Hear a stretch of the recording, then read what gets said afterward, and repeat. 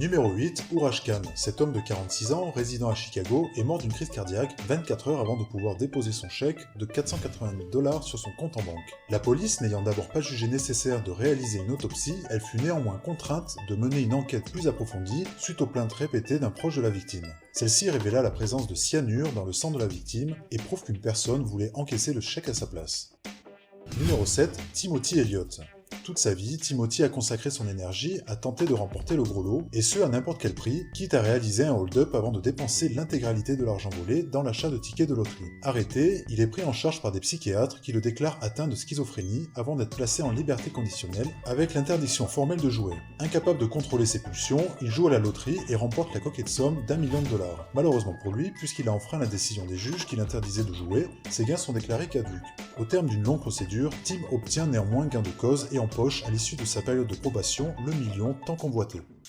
Numéro 6, Michael Carroll. En 2002, Michael devient millionnaire. Sa fortune s'élève en effet à 11,6 millions € après avoir gagné au loto. 11 ans plus tard, il est pourtant devenu employé d'une épicerie en Écosse pour un peu moins de 950 € par mois. Lorsqu'il remporte son ticket gagnant, Michael Carroll devient du jour au lendemain un homme très riche, mais au lieu de placer ou d'investir son argent, il dilapide toute sa fortune dans l'alcool, les prostituées et la drogue. Après avoir partagé 4,6 millions € entre ses amis et sa famille, il s'achète un manoir et entreprend une collection de voitures de sport. Il a aussi admis avoir flambé des millions d'euros dans la cocaïne, la boisson, les casinos et les bijoux, ce qui lui a valu 2 séjours en prison. En février 2010, il se retrouve complètement ruiné et contraint de pointer au Job Seeker Allowance, l'équivalent de notre Pôle emploi en Grande-Bretagne. Numéro 5, Michael Lindsay. En 1991, Michael achète un ticket dans une boutique de spiritueux et découvre quelques jours plus tard qu'il a gagné le gros lot. Étant le seul gagnant de la semaine, il a logiquement remporté 14 millions de $ et se prend déjà à rêver à la belle vie. Sauf qu'il oublie un petit détail fâcheux, le propriétaire de la boutique dans lequel il a acheté son ticket est un dangereux truand prénommé Whitey Bulger. Lorsque celui-ci découvre que quelqu'un a gagné le jackpot dans sa boutique, il décide de lui rendre visite. Les documents du tribunal relèveront plus tard que Michael aurait signé un accord avec Whitey pour diviser en deux l'argent du gain et permettre ainsi aux gangsters de blanchir l'argent volé. C'était en soi une bonne affaire vu que cela permettait à Michael de rester en vie. Moins de chance pour Whitey, il purge actuellement 2 peines d'emprisonnement à perpétuité pour différentes inculpations de meurtre, trafic de drogue et autres délits. Numéro 4, Abraham Shakespeare. 2 semaines avant sa mort, Abraham révéla à sa mère qu'il aurait préféré ne jamais gagner à la loterie. Des paroles bien surprenantes qui lui donneront raison. Lorsqu'il empoche 30 millions de $ en 2006, cet homme de 42 ans est littéralement assailli par ses amis et ses proches, désireux d'avoir leur part du gâteau. Il rencontre alors Doris Didimour, avec qui il montra une activité. Doris a alors un accès illimité au fonds de l'entreprise. 3 ans après avoir gagné à la loterie, Abraham disparaît et son corps est retrouvé sans vie sous une dalle de béton dans son jardin. Doris, qui est jugée coupable du meurtre d'Abraham, après lui avoir dérobé des millions de $, purge actuellement une peine de prison à perpétuité sans possibilité de libération conditionnelle. Numéro 3, Jack Whittaker.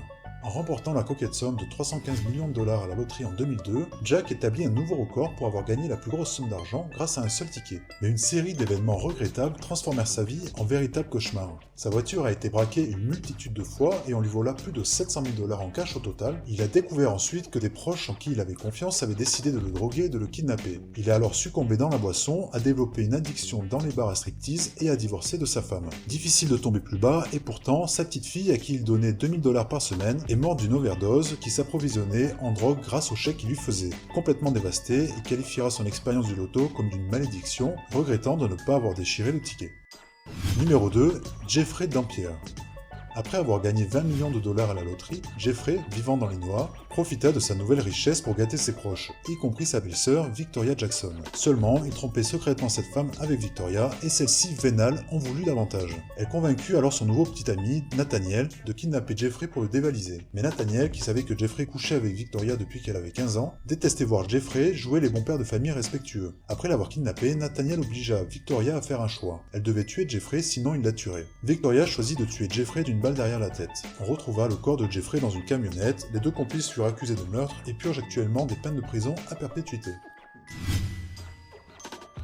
En 1997, Billy remporte 31 millions de $ à la loterie du Texas. Tout commence plutôt bien pour lui, il démissionne de son emploi, emmène sa famille à Hawaï, fait don de plusieurs dizaines de milliers de $ à sa paroisse, gâte ses amis et sa famille en leur achetant des voitures et des maisons. Mais son style de vie extravagant attire la convoitise de personnes mal intentionnées qui lui réclament de l'argent. En bon pratiquant, Billy leur prête généreusement de l'argent, dont il ne revoit jamais la couleur. Par conséquent, sa richesse disparaît vite en fumée et lorsque sa femme demande le divorce, c'en est trop pour lui, il se tire une balle dans la tête. Tous ces événements se sont succédés en l'espace de 20 mois après ce jour fatidique où il a su qu'il avait gagné.